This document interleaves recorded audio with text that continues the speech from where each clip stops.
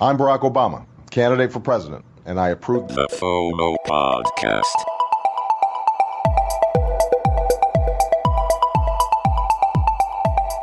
Broadcasting from Brisbane, Australia, this is the FOMO Show. Cryptocurrency for the rest of us.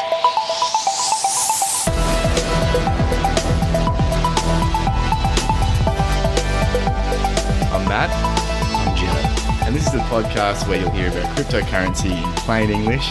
We'll help you stay across crypto so you don't get the fear of missing out. Today we're going to be talking about a few different things. We're going to go through some news first. Then we'll be moving on to the project of the week, which is EOS. We're going to be talking about this new blockchain network.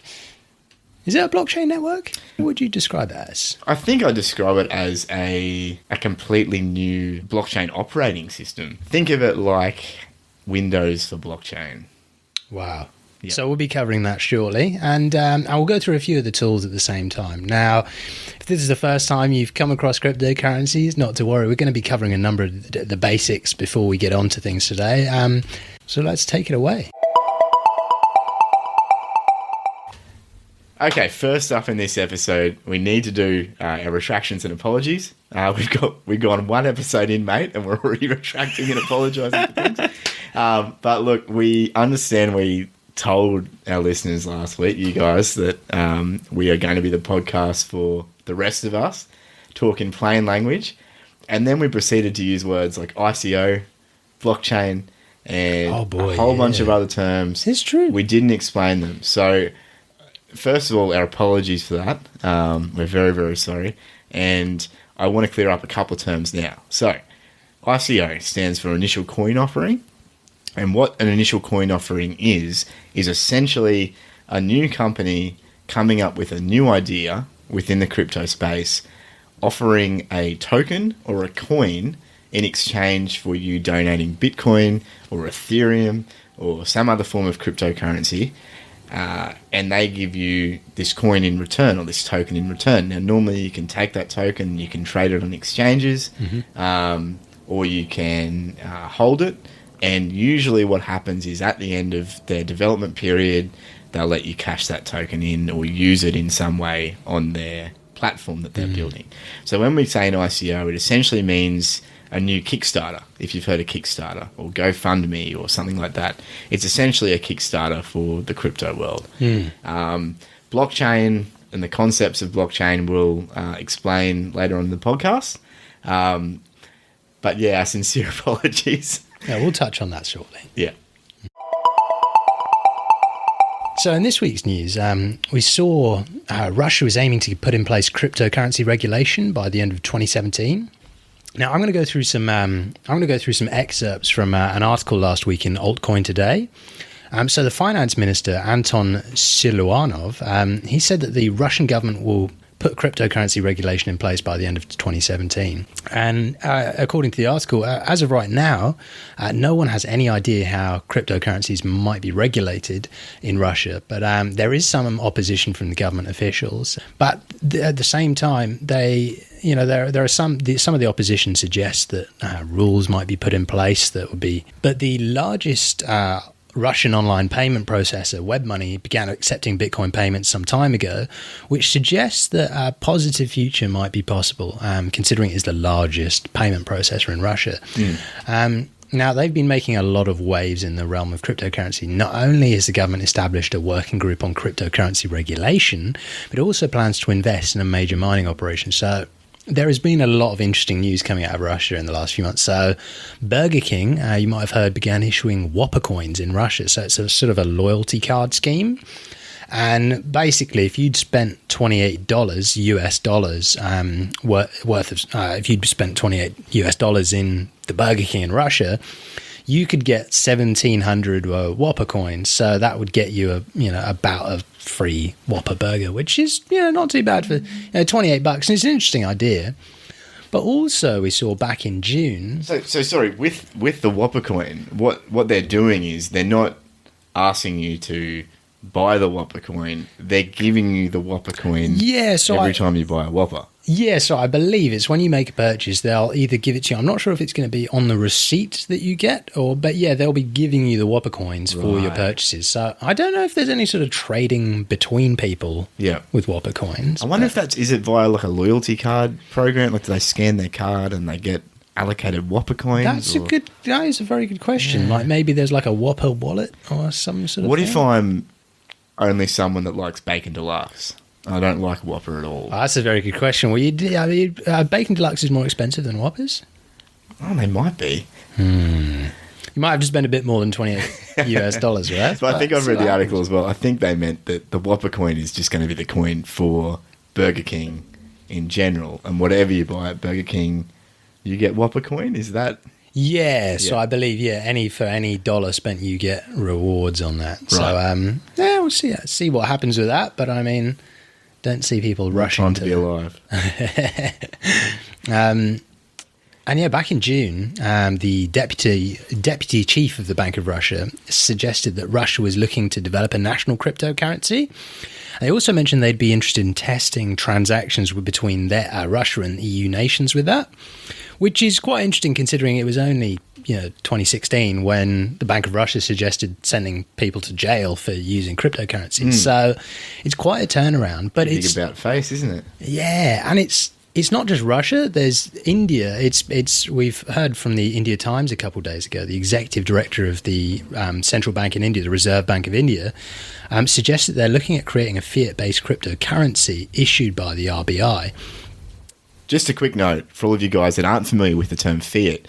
Fiat is a currency that a government declares to be the legal currency, but it's not backed by physical assets. So, for example, back in the day, people used to trade in gold, but when paper-based currencies came about, they were still backed by gold. So, essentially, you could trade in your paper money for gold. And then there came a time when the government said, no, we're just going to make paper currency the currency.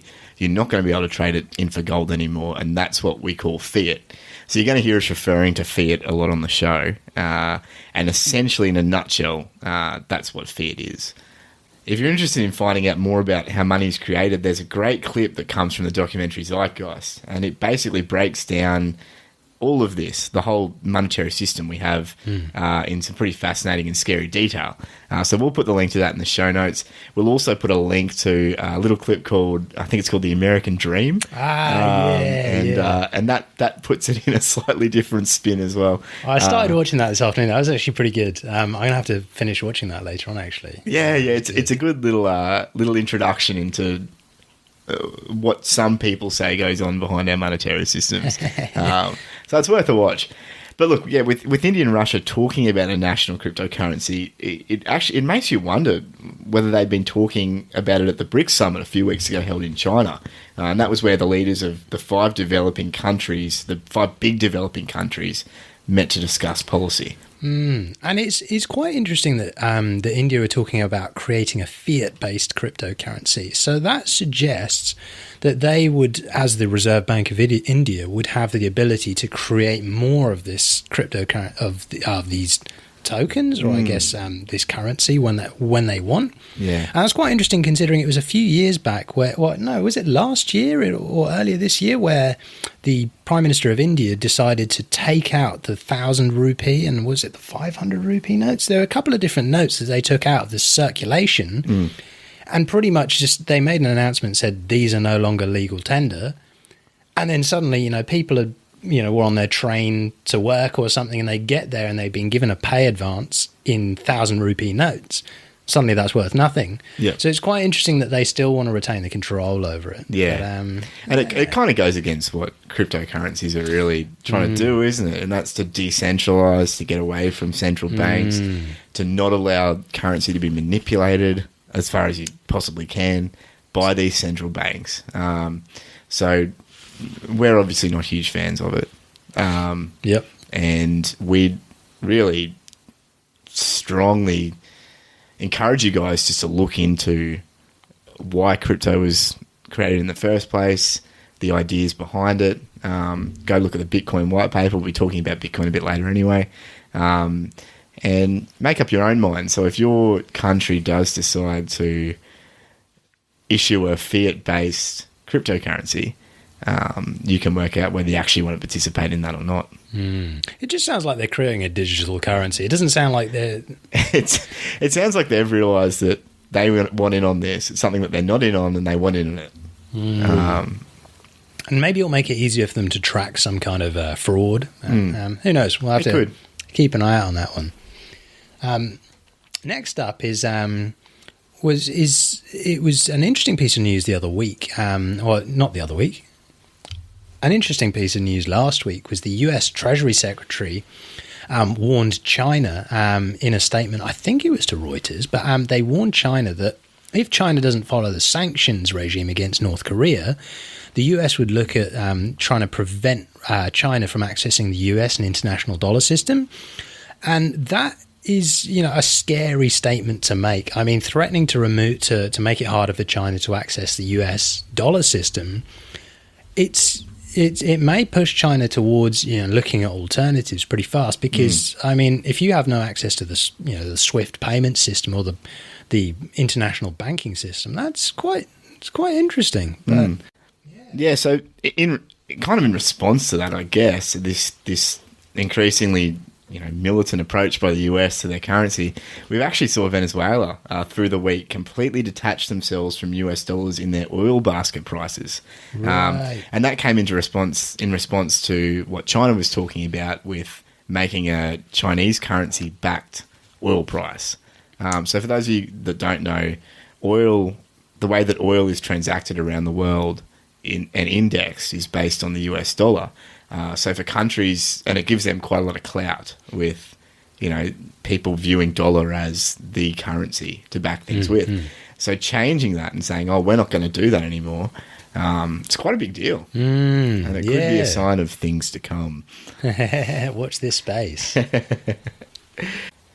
Obviously, one of the biggest things we've seen in the last couple of days is there's more rumours out of China. They're talking about now that there may be a complete ban on Chinese cryptocurrency exchanges. So this news came out in the last week or so, I believe. But it was apparently China had got in touch with all of these Chinese exchanges and told them to cease business by September the 15th, I believe. Now, and putting up a notice to the people who use it and all that sort of thing. I found a list of the top Chinese cryptocurrency exchanges. Went on the news sections, couldn't see a thing. Like crickets, like absolutely, like I could see nothing about it. So China is literally another day, another news story, another load of confusion. I have zero idea of what's going on. I mean, I don't think anyone knows at this point. We will be calling Jordan Cronje later on in this podcast. He might know. He's a lovely bloke. Yeah. But, yeah, look, the other thing I noticed too is that a lot of these Chinese exchanges in the last couple of months, they've made a lot of effort to take their operations away from mainland China, and they've either gone to Hong Kong or Japan or South Korea. Binance, which is one of the newer exchanges, I was having a look on there because I was like, I heard these rumors and I thought, well, is it just worth taking the little bit of funds I have as trading funds on that exchange off it? And they put out a press release saying essentially that they heard the rumors, they saw the writing on the wall, and they've moved their base to, I think they've moved to, Japan or Seoul in South Korea or Hong Kong or somewhere like that, somewhere where they effectively can keep servicing the rest of the world. And I think they may have, cut down on Chinese trading or something. But well, I hope we don't see growth stifled for too long in China, because there are going to be so many great opportunities and so many great minds there. Yeah. It's almost a shame to be stifling them at this stage. Yeah, well, I mean, what is promising though is we've seen a big uptick from Japan and South Korea. They've really come into the market with a bang, and I think I sort of figure that about 90% of Bitcoin trading at the end of 2016 was Chinese. Wow. But Japan is now accounting on average for about 45% of the daily volume in Bitcoin. That's a huge amount. We need to find out why that is. Well, I don't know whether it's just that all the Chinese people have up and left and moved to Japan while all this silliness is going on. But you get crowded. Yeah. But it's, it's interesting seeing these new locations spin up.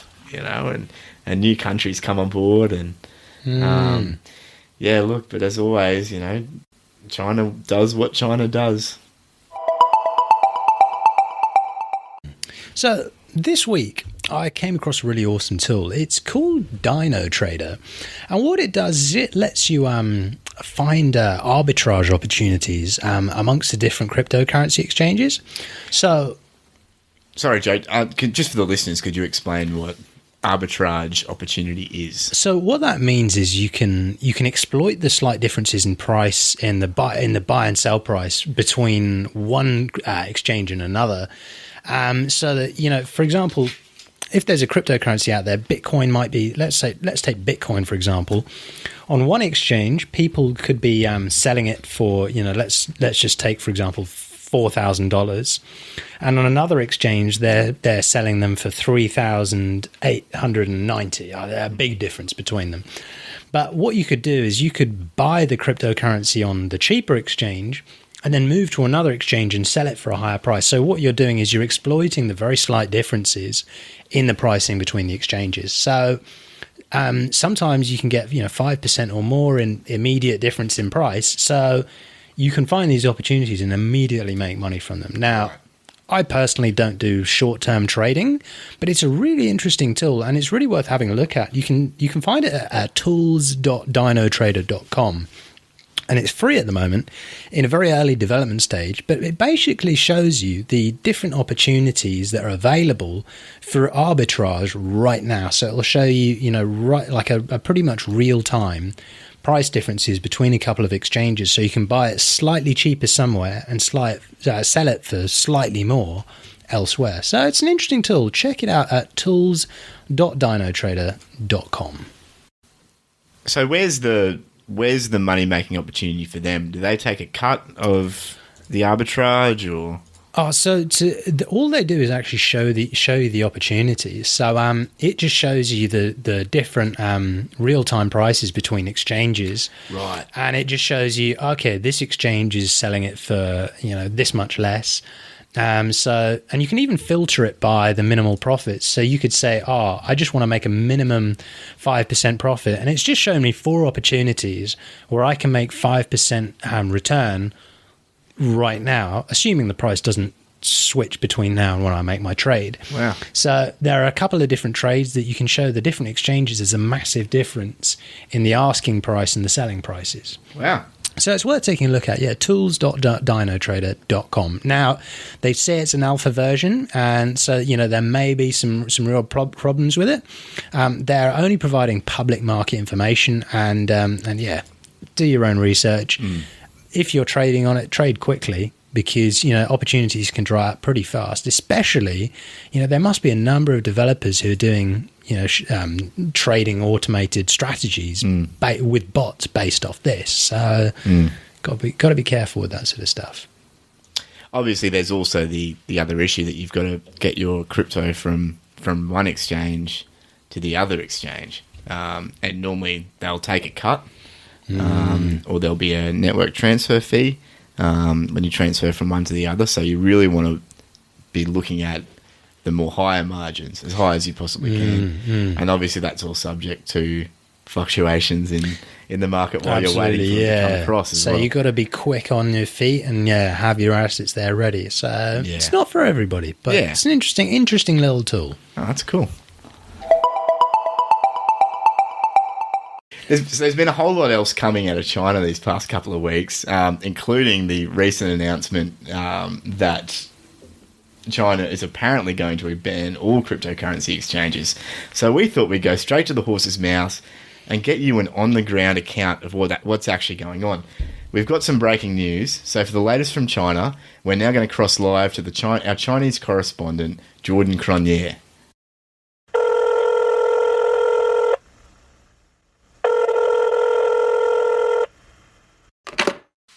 Hello? Jordan, are you there? Hello. Yes, mate. I'm here, eh? Can you hear me? I can hear you, Jordan. Can you hear me? Oh, great. Yes, I can, mate. Brilliant, Jordan. Well, welcome to the FOMO Show. It's great to have you here again, Jordan. Oh, thanks, mate. So, look, Jordan, I understand that you've got some new information for us breaking out of China. Oh, yeah, shocking scenes here from China. You know, the People's Bank of China, I'm told, has just signed off a ban on all smart contracts on blockchain, effective immediately. Can you tell us exactly how this happened, Jordan? Well, Matt, it appears that somebody within the Chinese cabinet began looking into the smart contract business, and they decided that it would eventually do politicians' jobs better than they could. They were particularly concerned about the immutability and the inability of a smart contract to go back on its word whenever it wished. So they came up with this totally unprecedented and shocking ban. Okay, Jordan, do you have any solid source as to which Chinese cabinet member required the bank to make this proclamation? Oh, no solid source yet, Matt, but I expect that it'll become known in the coming days. This is, after all, completely incredible news, eh? Yes, you've mentioned that, Jordan. Do you have any official statements we can give to our listeners? Oh, no official statement yet, Matt. You know how it is. These things are done on an ad hoc basis here in the Great Republic. Right, yeah, I understand, Jordan. Of course, I'm not familiar with the Republic, so I'll take your word for it. But look, where's this information coming from, Jordan? Oh, so this is coming from a source deep inside the government. He leaked the proclamation to us. But you don't have anything in writing. Like I said, this will come, that will come, eh? This is, after all, the death of cryptocurrency we were talking about here, Matt. It's very serious, eh? Right. Jordan, can you explain for our listeners how this is different to all the other Chinese bans? They've got a track record of, well, not really eventuating to bans at all. This is entirely different, Matt. This is unlike anything we've ever seen. Trust me, Matt. I'm here on the ground and I can say it's utter pandemonium. People in the streets. This is going to have an unprecedented effect on the market. Right, and just for our listeners, Jordan, can you explain why that is? Well, as you know, Matt, the whole cryptocurrency ecosystem is entirely dependent on the Chinese government. I mean, without the Chinese government, what do we really have? So I can't see this choice to ban smart contracts as anything but the most major setback in cryptocurrency in its history. Right, so just to be clear, Jordan, how is this different from the recent ICO ban, which was reported as a complete ban, before now it looks more like a temporary prohibition while new regulations are drafted? Oh, it's totally different, Matt. It's totally different. This will make the ICO ban look like a rap on the knuckles in comparison. And why is that? Well, as I said before, China is the crypto market, Matt. The only thing honestly left to do is panic and pull all of your money out. That's what I'll be telling my readers, and I'd tell anyone listening to your program to do the same. Panic, panic, panic. That's all I can say. As always, Jordan, thank you for your timely and measured insight. Oh, my pleasure, Matt. My pleasure. Good to speak to you. Well, there we go. Straight from the horse's mouth, Joe. It's always interesting talking to Jordan in China. But shocking stuff. You heard it here first. Pull everything out. But sell.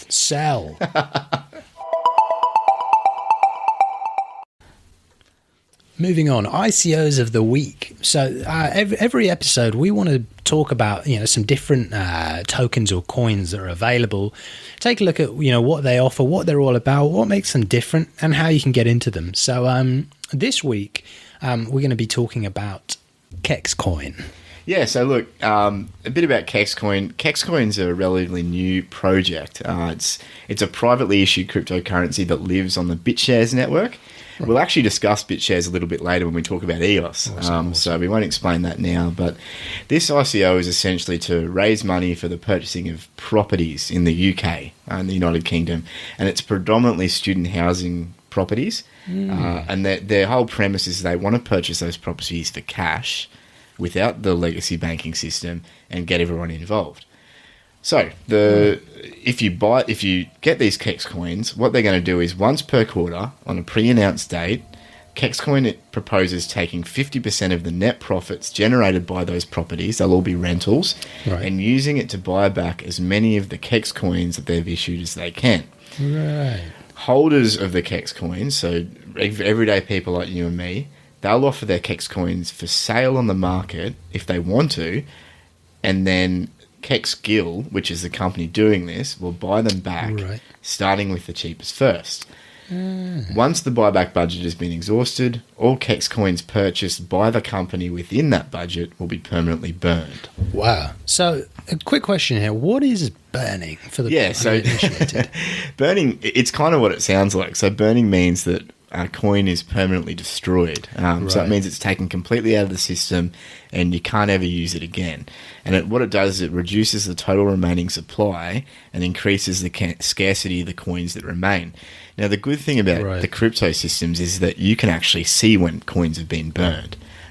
So you can see the totals. You can look at the blockchain and see when the total supply of coins has gone down. So you don't have any doubt whether those coins have been burned or not. And if these guys don't burn the coins, it's going to be pretty apparent pretty quickly that they're not really doing what they say they're doing. So that increases the value of all the other Kex coins that are out there? Exactly, yeah. It's like if you've got $100 nodes and that's all that's within the system and you burn 5 of them, all of a sudden those 95 other nodes become more valuable. Awesome. So that's essentially the premise. The premise is that the longer that you hold on to the coin, the more valuable it should get. They're proposing a 30-year period for complete maturity, after which those properties that have been bought with the initial coin offering and bought within that 30-year period with the profits, they'll sell them, and 50% of the sale price is going to be distributed to those people that still have Kexcoin after 30 years. They're also going to be taking an image of all the holders just after the ICO, and they've got some additional rewards for them. Sorry, what does an image of all the holders mean? Okay, so essentially after this ICO is finished, within 48 hours, they're going to look at the blockchain and they're going to say, these are all the wallet addresses. Okay.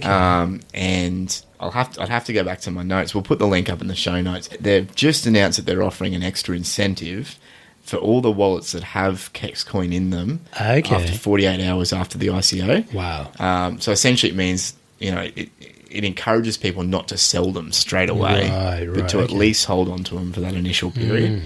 Yeah, so that's an extra benefit. But look, the main benefit is you hold these coins, you can cash them in when you want, once every quarter.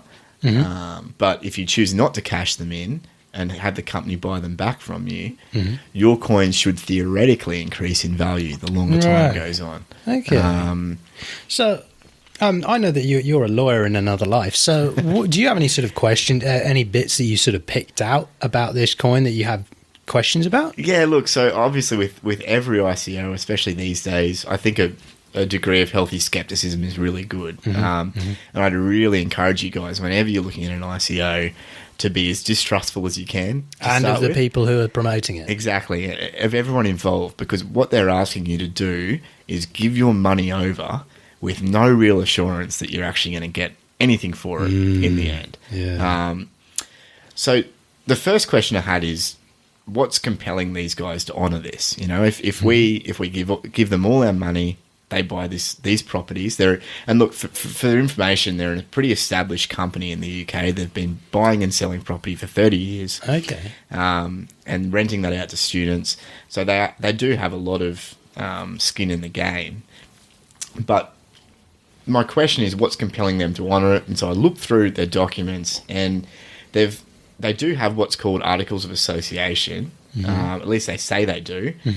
And what they're saying is, in those Articles of Association, they will compel the directors of the company in 30 years to sell the properties then, and then give the proceeds back to everyone that's still holding coins. But if the market... I guess that's a weird question, is what happens if the market tanks in 30 years?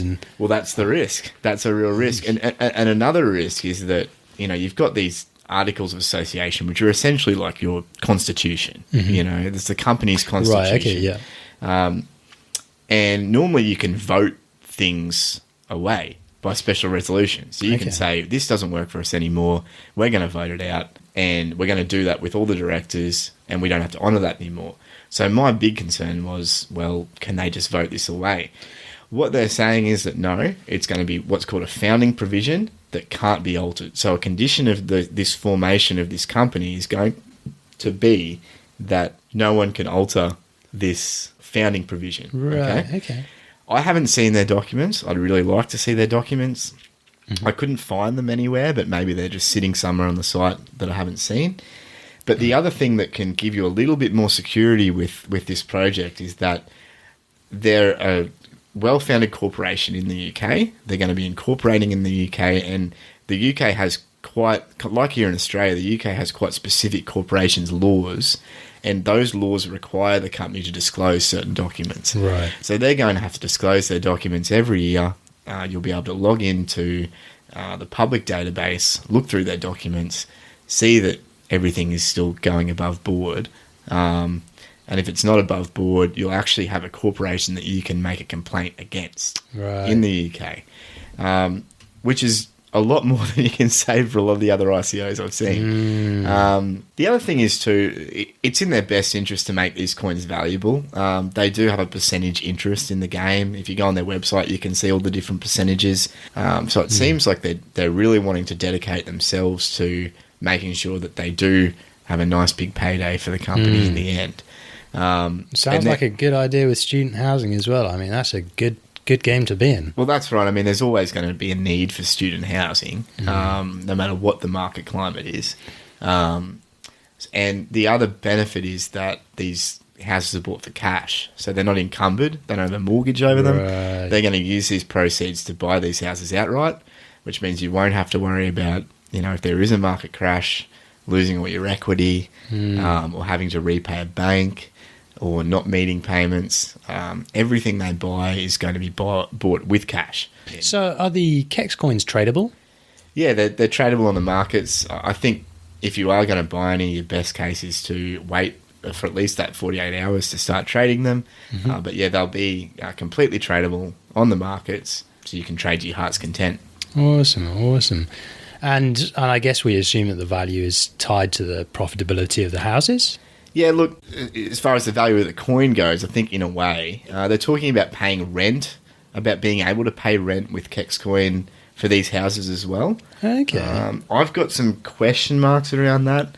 I don't know whether the payment of these coins back to Kexcoin, whether they'll be burnt once the rent's paid, or whether the Kexcoin company will hold on to them. That's a whole spanner in the works. Yeah, because, potentially you could get a situation where they are getting a lot of the coins back via rent payments and gradually increasing their stockpile of coins. And my biggest question is, if they stockpile all the coins, essentially that means that they just retain the property at the end. So I'm not sure what the consequences of that are. Right. I'm not sure how that's going to affect the value, but it's interesting. It'd be really interesting to see how it turns out. Look, the other thing to say is it's a really smart way for the creators of this coin to make money, because they're going to be getting a whole bunch of money to pay for these properties. They're going to be holding some of these coins themselves. They're also going to be paying for the coins that are sold with the rent from the properties. So there's an argument that they're not actually losing anything by buying those coins back. They're just gaining more ownership over those properties in the long run and making their coins more valuable as well. So it's I've got to commend them. It's really smart. It's a really smart way for the creators to make money. But on the positive, they do look like a well-organised campaign. They've put a thought to a lot of the issues. They've addressed a lot of them in the white paper. I was quite impressed with their white paper. There's a real potential here to make some long-term money. And also get some skin in the game in the property rental market without all the headaches of having to deal with renters and having to get a mortgage or anything like that. So look, it's something really interesting to check out. I encourage you guys to check it out. We'll put the link in the show notes. Feel free to send us any other questions you have about it. We're going to try and reach out to Kexcoin between then and the end of the ICO and see if we can secure an interview. And we'll publish that to the feed. It may not be in an actual episode, but we'll publish that to the feed if and when we do get a chance to chat to them. Fantastic.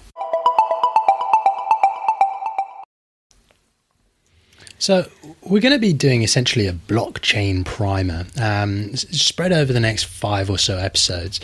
If you're new to the space, this is going to give you a quick background of a lot of what we're talking about and give you some extra things to look at if you're interested. So if you feel like you know all this already, please feel free to skip ahead. We'll have the timestamps in the show notes.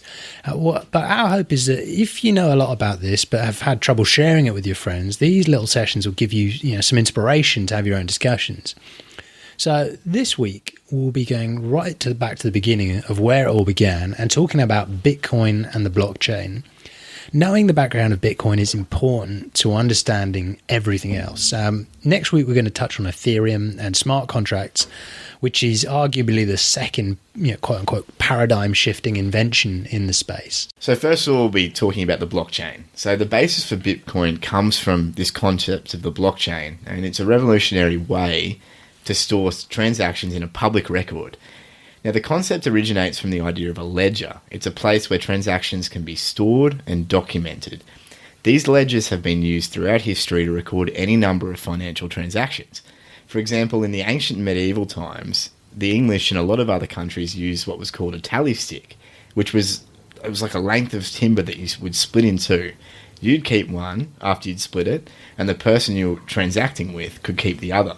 So if Joe wanted to buy 10 sheep from me, and I had one cow, we'd both record what we'd purchased from each other. So I'd record that I had 10 sheep and Joe gave me one cow, and Joe would record that he had one cow and he got 10 sheep from me. Right.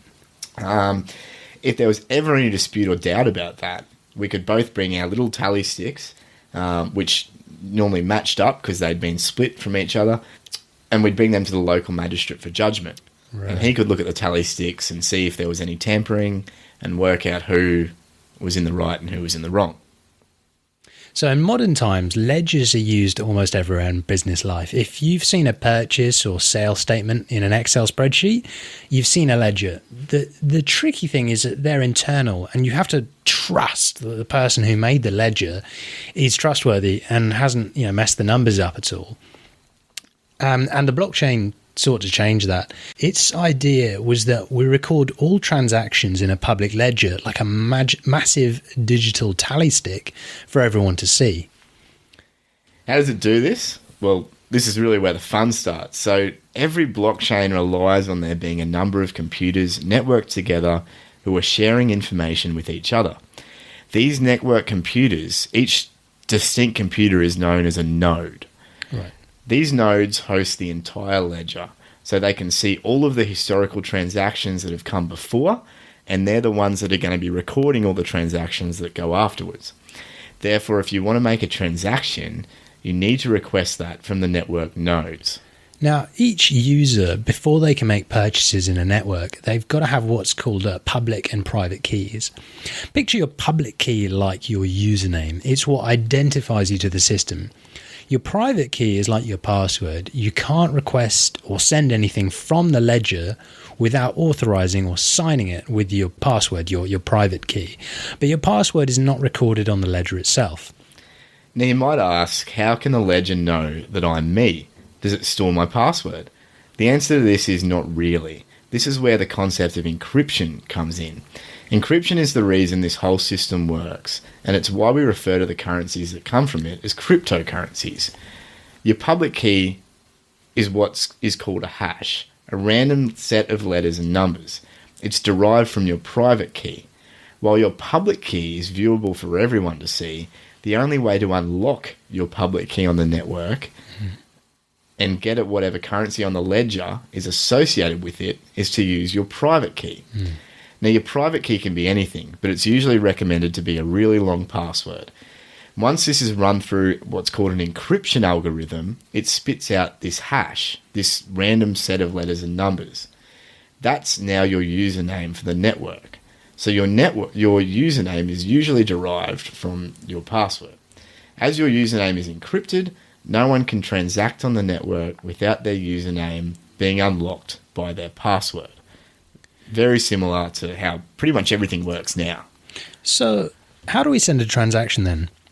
Well, let's say I have one Bitcoin, which is really just an entry in a ledger, and I want to send half a Bitcoin to Matt. Through a program such as a wallet, I enter Matt's public key, or his username, which he's given to me. I then enter 0.5 of a Bitcoin and hit send. The wallet will ask me to enter my private key so that my public key can be digitally signed and the request can be marked as valid on the network. That request is then sent to the nodes, those computers we talked about earlier that are all linked together. They receive the amount requested, my public key, and the public key I'm sending it to.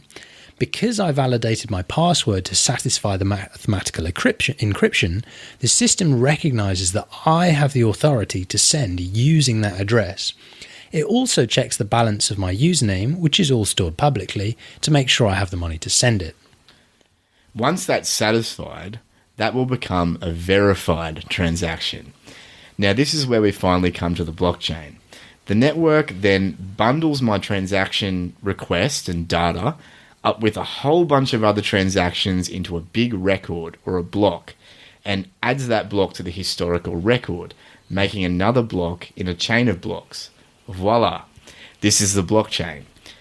Now, another way I've heard it described is that you picture your transaction as written on a piece of paper. Mm-hmm. So you picture it as Matt sends 0.5 Bitcoin to Joe. To make that valid, I put my username on that to say, so Matt, let's just say it's Matt. And then I sign that with my password or my signature. Mm-hmm. So a little bit of paper would say, Matt sends 0.5 Bitcoin to Joe, Matt underneath, and my signature to show that it's from me. Now I put that in a box, and then a whole bunch of other people who want to send a whole bunch of other transactions to other people also put similar things in a big box. Right. Once the system recognizes that, yep, it's got who it's sending it from, it's got who it's sending it to, and look, there's the signature down the bottom, it shuts the box up and puts it on a shelf next to all the other boxes that are gone before. Right. So that's like a block in the chain. That's like a block in the chain. And so if you wanted to, we're talking completely physical here, if you wanted to go back and check transactions, all you'd have to do is go back and open up a box, if you knew around about the time the transaction happened, and then rummage through it until you find Matt sends 0.5 Bitcoin to Joe, and you go, oh, here it is.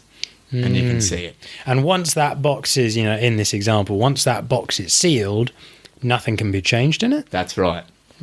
So, in essence, it's an increasingly long chain of transactions, all publicly viewable, and they're not up for dispute, which means you can verify that you've been paid and by whom. No ifs, no buts. Everything is out in the open, completely open, and almost impossible to corrupt. So you can begin to see the power in such a system like this. It cuts out the doubt and the middlemen. It decentralizes the transactional system, allowing capital or money to flow freely without interference from borders, government, or banks. Most of all, it's transparent. While we've already touched on Bitcoin, we haven't really addressed some of the fundamentals.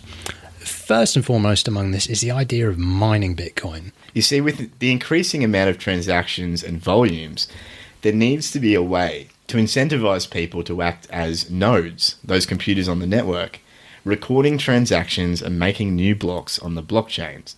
So from our box example from before, you need someone to take the box and put it up on the shelf with all the other boxes.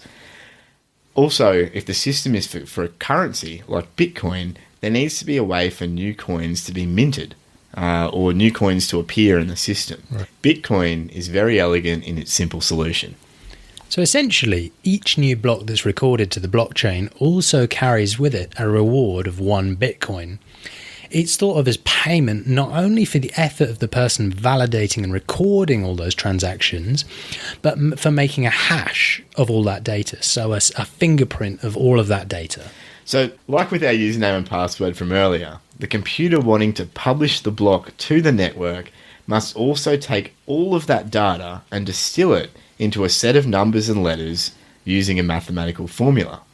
This formula is generated by the Bitcoin network, and a block cannot be published until it generates a hash that satisfies all the conditions set by that formula.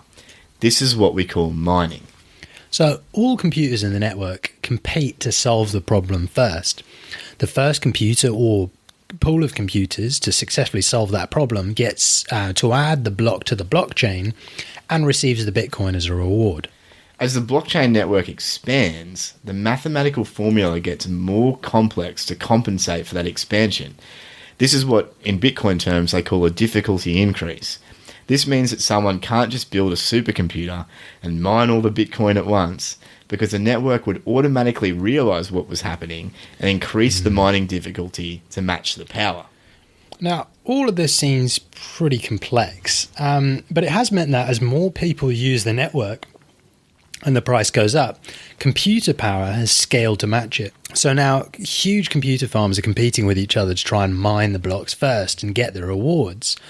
And to compensate, the difficulty is increased to make sure that the equation matches the huge amount of computing power involved.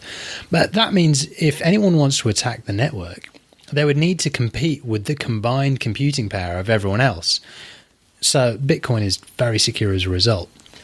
So in summary, Joe, Bitcoin is essentially a distributed ledger, publicly recorded, privately encrypted, set in stone, decentralized, not subject to government or bank tampering, borderless, secured by maths, and one of the safest ways to store value.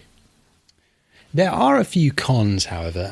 The original system, which was developed in 2008, it's slow compared to the newer networks that are out there, and it's increasingly political, and it's subject to some really powerful factions. So there have been a number of examples of that recently, but there is voting power that these it's the nodes, isn't it? They have the people who operate the nodes. Yeah. So essentially, the way that Bitcoin works is that the more computing power you have on the network, the more power you have to make decisions about that network. Right. And of course, there's a very big vested interest, because the people that have the most computing power are normally the people making the most money. So there's been a lot of complaints about how the people with the most money also have the most power.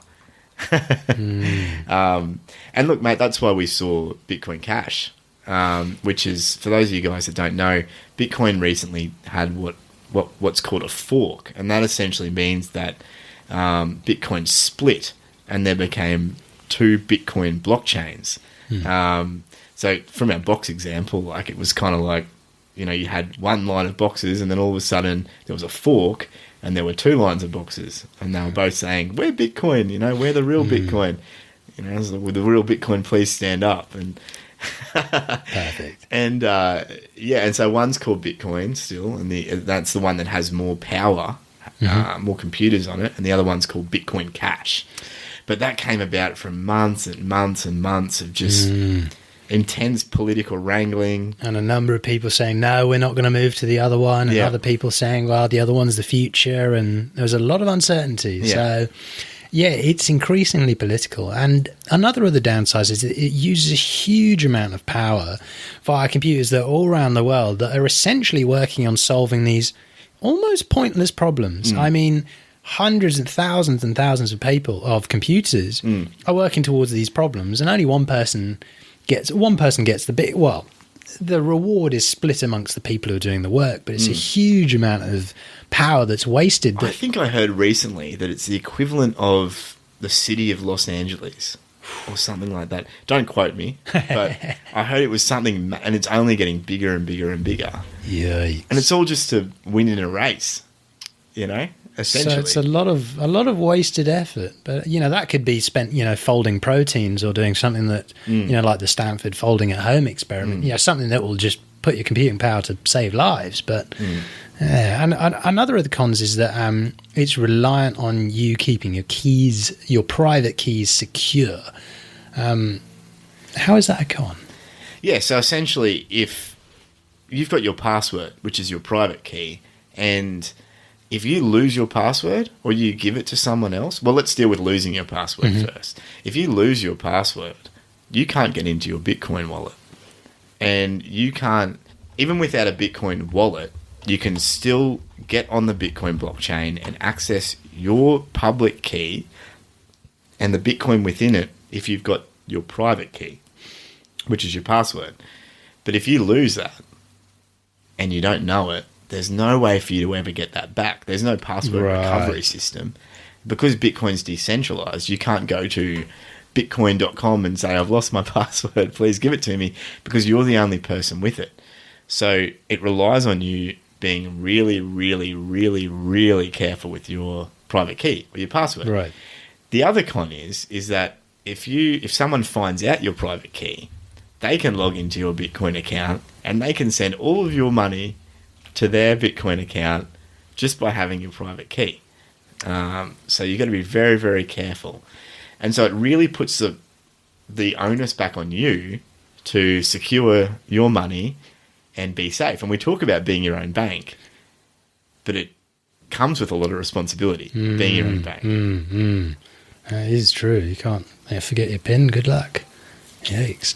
And the final sort of big con that we're seeing is that the ledger size, the size of the total blockchain, it keeps getting bigger. So with every transaction that's added, it's more data that's getting added to these blocks. Now, you know, if Bitcoin or these cryptocurrency networks start transacting the same amount of volume in transactions as Visa or the MasterCard networks, that's the network, the size of the entire block is going to grow massively. Not necessarily such a big deal for the end user, but it keeps growing the amount of space. But if everybody starts using cryptocurrency, this is going to get into huge amounts of space. So look, the biggest criticism of Bitcoin and blockchain currencies in general is they're effectively just digital values. You can't go to an ATM and withdraw paper Bitcoin. However, the most sensible response to that is that you can no longer do that with your physical money either. If everyone wanted to go to ATMs and try and withdraw all their money in paper, it'd be impossible. Our money system is primarily digital already, but controlled by the government, central banks, and financial institutions. Bitcoin and other cryptocurrencies take away that middleman and they release currency from central control and give the control effectively to everyone. So what do we got next time, mate? Well, it's going to be Ethereum and smart contracts next episode. So we hope this has sort of been a good overview of, a better overview of Bitcoin and the blockchain and how they work. Now, we've covered quite a bit, but we'd encourage you to take a look at our website, and we're gonna have a Crypto 101 guide up in the next few weeks. So that we're going to go through this in real detail. There are going to be some diagrams. There's going to be some links to some good sources and how you can get into buying the cryptocurrency. So you can look forward to that in the next couple of weeks.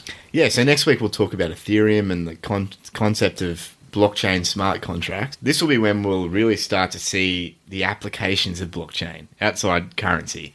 You won't want to miss it, so if you haven't already, please subscribe to the podcast and tell your friends. It's time we talked about EOS. It is time we talked about EOS, isn't it? So every show, we want to be focusing on a different blockchain project, looking at in depth at what it is, how it works, what it means, and what it might become. This week, we're looking at EOS, described in its GitHub repository as an open source smart contract platform. It's a really interesting idea that basically EOS proposes to be like an operating system on the blockchain. So it wants to provide, built into the operating system, everything that someone would need to build decentralized applications. For those of you familiar with Ethereum, this might sound quite similar. The difference is the goal of EOS. Ethereum has one big problem, and that is that it charges fees. And actually almost all cryptocurrency platforms charge fees to transact on the network, to host things on the network. There's a lot of fees involved in these things, and normally as the volume goes up and more people use the platform, the fees go up as well. Right. The goal of EOS is that it wants to make a fee-less, or as close as it possibly can get to fee-less system. Bitcoin and Ethereum, they've both got scaling issues as well, and EOS wants to solve that too. So pretty reasonable and achievable set of goals then. So look, firstly, to really understand EOS, what we need to look at is Bitshares and Steemit. These two creations are the other two projects from the company that's making EOS, Block 1. So what is Bitshares? So Bitshares in a nutshell is essentially a decentralized exchange. So it's able to handle tens of thousands of transactions a second. It's got stable assets and user-issued assets. And it's also the first platform to try and develop what they call decentralized companies. Right. So what that means is each employee can hold shares and vote on what happens in the company on the blockchain. That's brilliant. That is really brilliant. Yeah, they had some really revolutionary ideas. I think the issue with Bitshares is they ran into a few problems. They were a bit ahead of their time, I think. Right. And it meant that people kind of discounted them too early. And so it's quite confusing for me, like researching this stuff and looking at Bitshares, because it's a really good platform. And it's really quick. And tens of thousands of transactions a second. Yeah. That's a real volume. It's a lot more than Ethereum, you know. Like it seems to handle them really, really well, right. But it just doesn't have the press. And so what is Steemit? So Steemit's the other project by Block One, and that came after Bitshares. And Steemit essentially took the Bitshares architecture and made a social media platform out of it. Right. So they essentially made Facebook on Bitshares. It's got its own currency called Steem, which can be used by people to tip others for their content. Mm-hmm. Some people now actually make a living completely off Steemit, which is pretty cool. And what it does, how it handles this, is that each post, like, and comment is essentially a separate transaction. On a blockchain? On the blockchain, right. Yeah. So if you hit post, or you hit like, or you comment, or you tip, that's all classified as different transactions. So if I write a blog post and post it to Steemit, that blog post becomes part of the block or part of the blockchain? Correct. Yeah, I'm not sure exactly how it looks on the blockchain. Mm-hmm. I think Steemit is like a user interface to interface directly with the blockchain. Right. But it's really cool in that it's kind of like a block explorer. It's kind of like one big block explorer that you can interact with. So for those of you guys that don't know, a block explorer essentially lets you look at the blockchain and go anywhere in it. You can go on websites like blockchain.info. It's blockchain.info, and you can see all the transactions that have happened in the last few blocks, or explore different transactions from the past. So it's worth checking out. Yeah. Blockchain.info. We'll put the link in the show notes. So how is EOS taking the lessons from Bitshares and Steemit?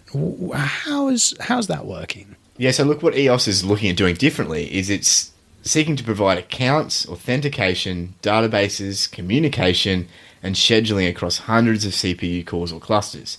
Right. So any EOS blockchain still needs to produce blocks. Right, so EOS is a way that anybody could build their own blockchain, or is it because it's lets anyone create their own blockchain? So if you'd had some development skills, you could go out there and create your own Steemit, your own sort of social blockchain based application, and it would be much easier because you're not having to build everything from scratch. Yeah, so look, essentially what they're doing is they're taking everything they learned in Bitshares and Steemit, and they're saying, we're going to give you not only all the tools we use to do them, but we're going to make it way better. And then we're going to release that to everyone. Right. And everyone can use all the things we've developed to make whatever they want to make. Right. So which sort of things have they developed that are going to be really useful to people who want to build their own blockchains? Yeah, so look, what the EOS software is going to have the ability to create accounts, send messages, have permission management, like Steemit that we talked about before, but applied to a much broader context. So people are going to be able to make what's called permission hierarchies. Essentially what that means is it means you can make layers of permissions. So you're going to be able to create groups with layers and layers of groups inside those groups. And now that sounds like something really simple, but in a blockchain context, it can be really, really powerful because it means that you can bring a whole bunch of people into one app or one area. Right. And then you can separate them into large groups, and then separate them again into smaller groups, and separate them again into smaller groups, and give people the power to make their own groups within that. But you as the person creating that app can determine what tools people are going to have at their disposal, what they're going to be able to do with them, how they're going to be able to interact with other groups. It's essentially going to give you a lot of the things that are used in current internet-based applications, but transfer that to the blockchain and all the benefits that come with it. Right. Oh, so we've got the EOS software. So that's sort of like an infrastructure that you as a developer could go and build your own blockchain-based application without having to know all the nitty-gritty of how it all works. You sort of build on their shoulders. But where does the EOS token come into this? Or how does it... Yeah, so look, first of all, we need to clarify that there's 2 EOS tokens at the moment. So you've got an EOS Etheruem token, which is what you can currently buy in the ICO. So EOS has an ICO going on right now. It's going on for a year. It happens in 23-hour rounds, and you can essentially send Ethereum to the EOS token sale and get EOS tokens in return for that. Right. These tokens are Ethereum tokens. They're not going to be on the EOS network when it actually starts. Right. Okay. So what's going to happen on the EOS network is that EOS are going to have their own tokens. You can call them tokens. You could call them coins. What they essentially are is a bit of the blockchain that says, I own this much on this blockchain. Right. So a percentage of this blockchain. And what that will get you on EOS or anything built with EOS is a portion of the total computational and storage potential of that blockchain. Right. So it will essentially give you a piece proportionate to the amount of token that you hold of all the computers hosting or a piece of what all the computers on the blockchain can do. So, for example, if you hold 1% of the tokens on an EOS blockchain, you get 1% of the CPU, RAM, and hard drive power of the blockchain. Okay. So, could you rent that out to others? Could you rent that computational power out to other people? Yeah. So, if you hold a token, you can definitely say, "Hey, look, I don't need this amount of power, but I'll give it to you for a price." Right. That's definitely something that you could do. Okay. And what are they providing? Yeah, so EOS are essentially providing the tools and the architecture. People are going to be able to develop on top of that and have their own blockchains. Right. So whatever the EOS team are going to be able to do, you're going to be able to do as well if you've got the knowledge and the skills. So does that mean if I take a couple online classes, we could create a FOMO coin? We probably could. You should try and give that a go at some point. Look, the testnet's just come up, so we could definitely give that a go. If there's any budding developers out there, we'd love to talk to you, especially if you've got some spare time. We will pay you in the eventual FOMO coins. In the eventual, exactly. You can be the main holder. Fantastic. Hashtag not investment advice. Hashtag not a security. But yeah, look, they say they're going to be developing additional tools as well. So it's not just going to be the basic tools they're offering. They're going to keep, if what they say is true, they're going to keep developing this into the foreseeable future. Right. And they also might develop something to kind of tie it all together. It's not clear how they're going to do that, but if they're really serious about their claim that they're going to be an operating system, kind of like the Windows or Apple iOS of the blockchain, then they're really going to need a way to interpret all these different EOS blockchains that are out there and all these different programs. Oh, so how do they incentivize people to host the network?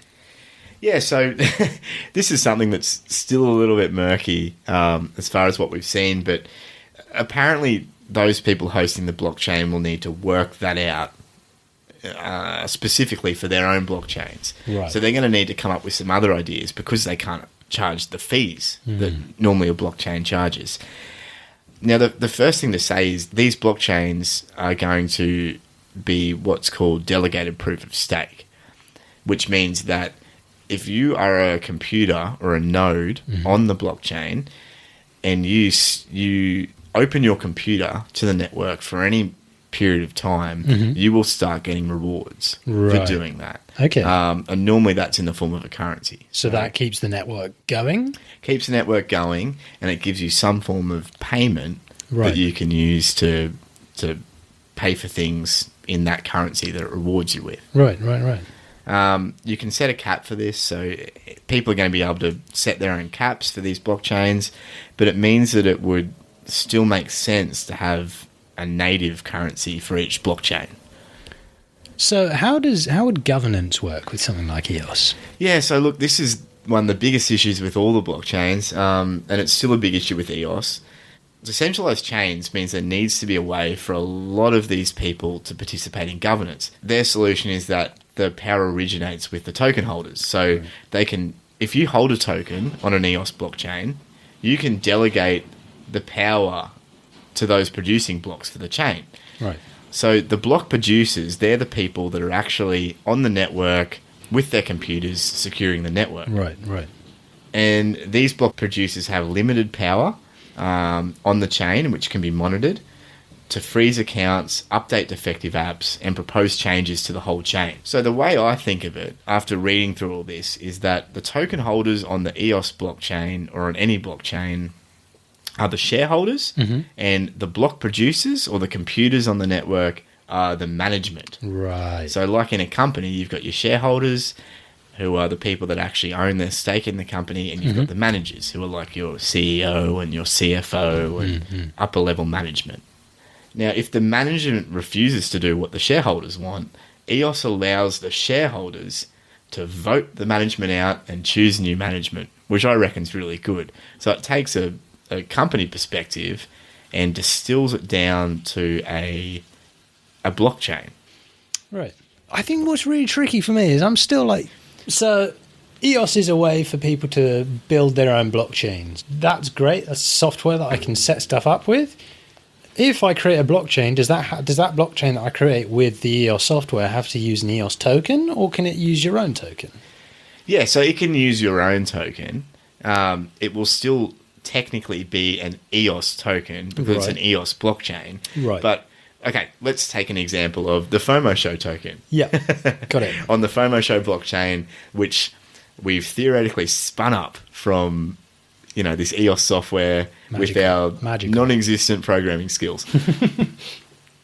That FOMO Show token would be entirely specific to the FOMO Show blockchain. Now, we could decide that everyone who bought an EOS ERC20 or Etheruem token in the token sale going on at the moment could bring that token over to our blockchain and we'd exchange it one for one. Right. But we could say, no, stuff you all. We're starting a completely new blockchain, and Matt's going to get 50% and Joe's going to get 50%. Yeah. And everyone else is going to have to buy it from us. Except for the developer who gets 5%. That's right. Contact us. Tweet us at _FOMO_show if you're interested. Does that make sense? Yeah, it does. So just let me try repeating this to see if I understand it. So I create a blockchain on the EOS software, and then let's say I call it the FOMOcoin is what it is. Yeah. And then I accept EOS tokens in exchange for that FOMOcoin?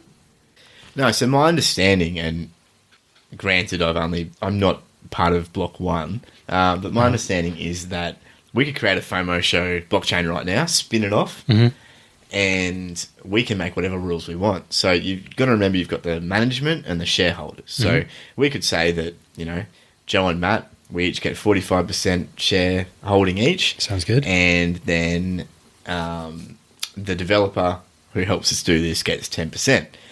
Now that would mean, let's just say we made 100 FOMO coins. Right. Okay. And that's all the FOMO coins there is at the start. I'd get 45, you'd get 45, the developer would get 10. Good on him. He deserves it. That's the tokens. And he does deserve it. That's Hard worker. He really put in. Got to reward your staff. I mean, we just stood behind him and told him what to do. He did all the work.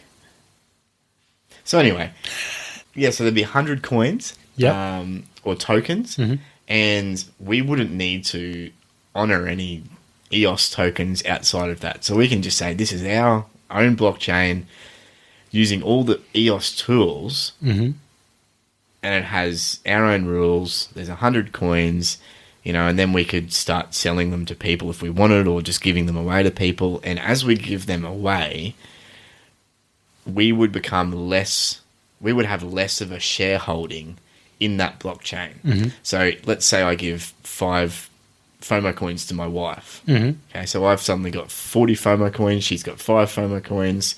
You've got 45. The developer's got 10.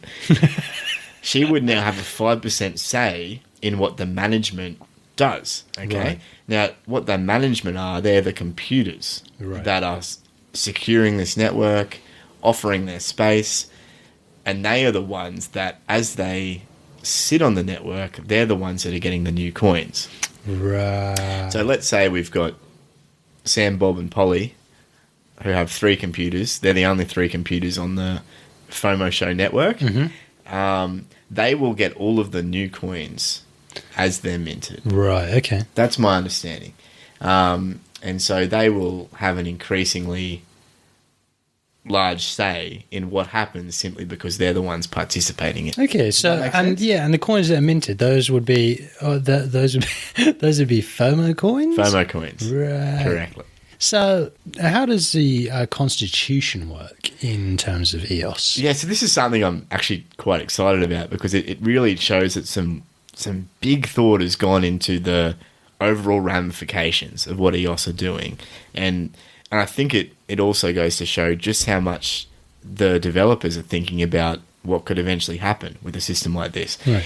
So the founding members of the blockchain, so in our hypothetical example, the founding members of the FOMOcoin blockchain could establish a constitution. And that's an agreement as to how things are going to work between them, the shareholders, and on the blockchain. So it's essentially going to be the law of the blockchain, and it'll set out how things are going to be enforced, what avenues there'll be for dispute resolution, and everything like that. Now, every transaction that happens on that blockchain needs to have a hash of the constitution, which effectively means that it has a cryptographic hash of the constitution bundled up into any contract or transaction. Okay. So if I want to send you 5 FOMO coins on our theoretical blockchain, that transaction will have a portion of the constitution, kind of like the title of the constitution, or in that transaction as a marker. And that shows that our intention is to be bound by the rules of the FOMOcoin blockchain. Right, okay. There's also a mechanism for changing that constitution. So the default mechanism is it requires 17 out of 21 block producers to agree for 60 days as it goes through the tech equivalent of a parliament. So essentially there's a mechanism to say, we don't like this, or we need to update this. This is how we're going to do it.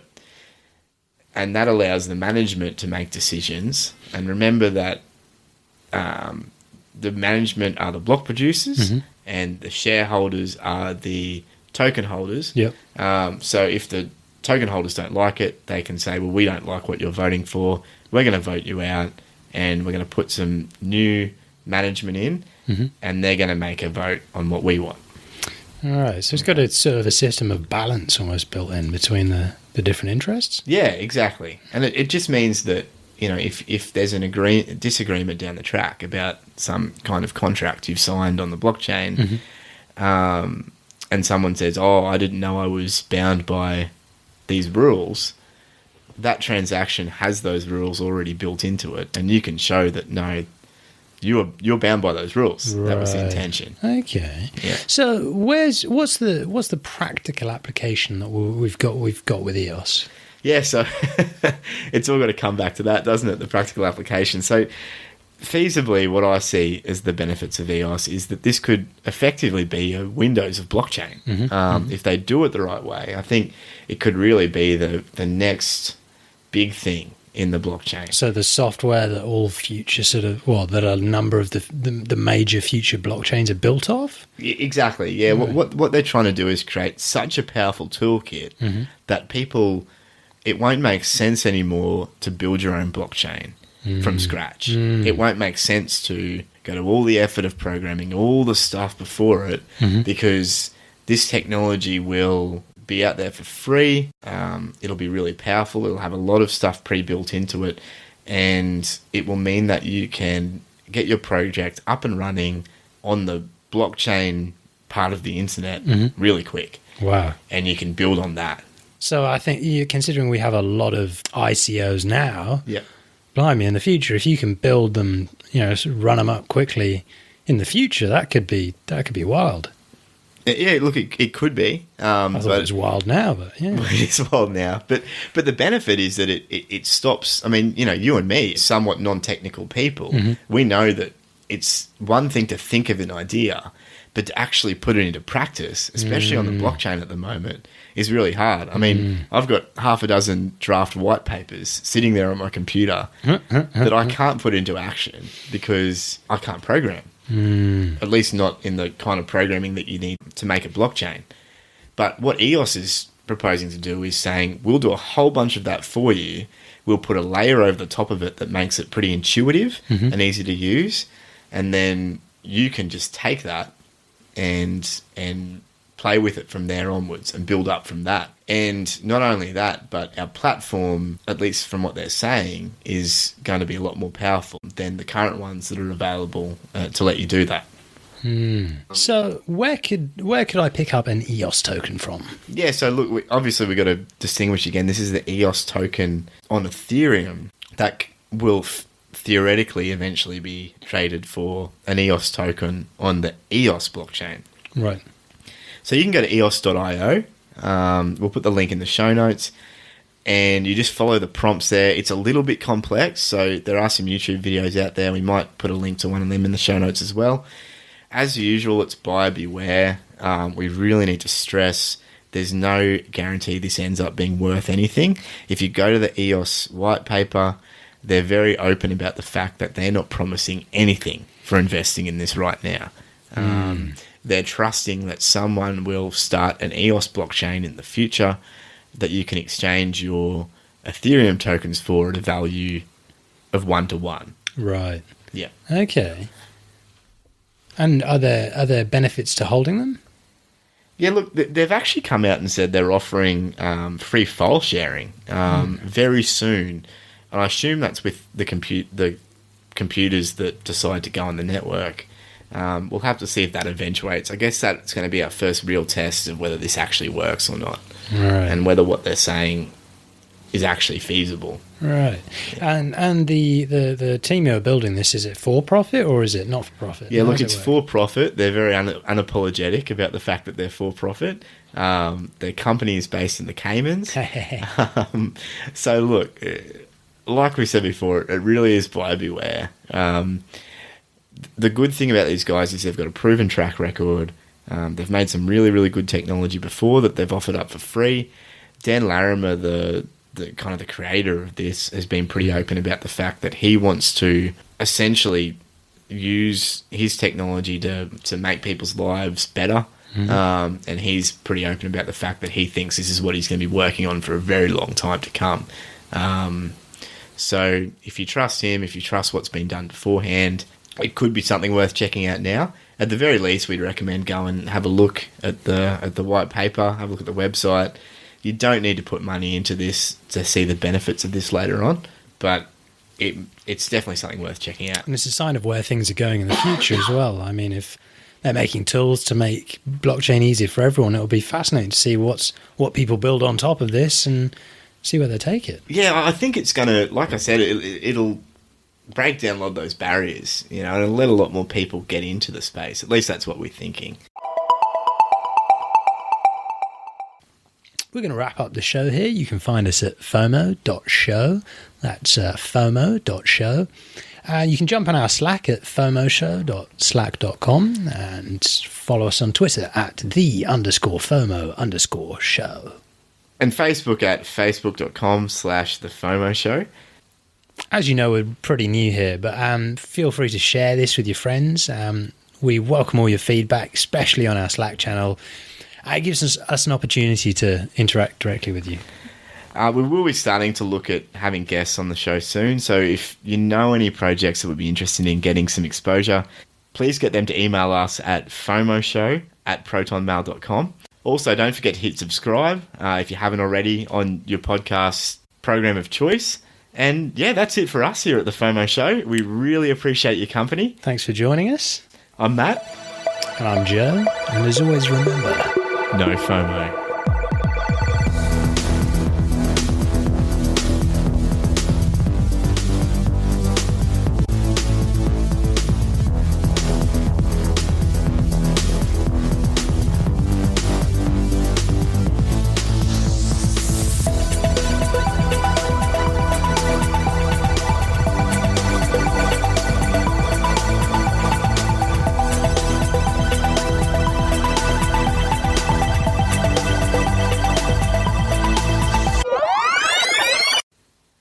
this is Google, your overlord.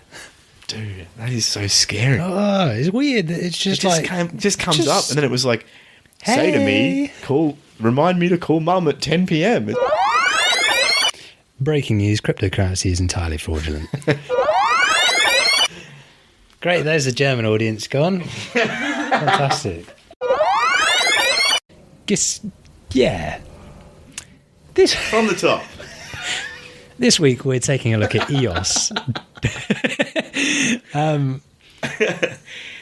Describe... I'm going to start from the top there.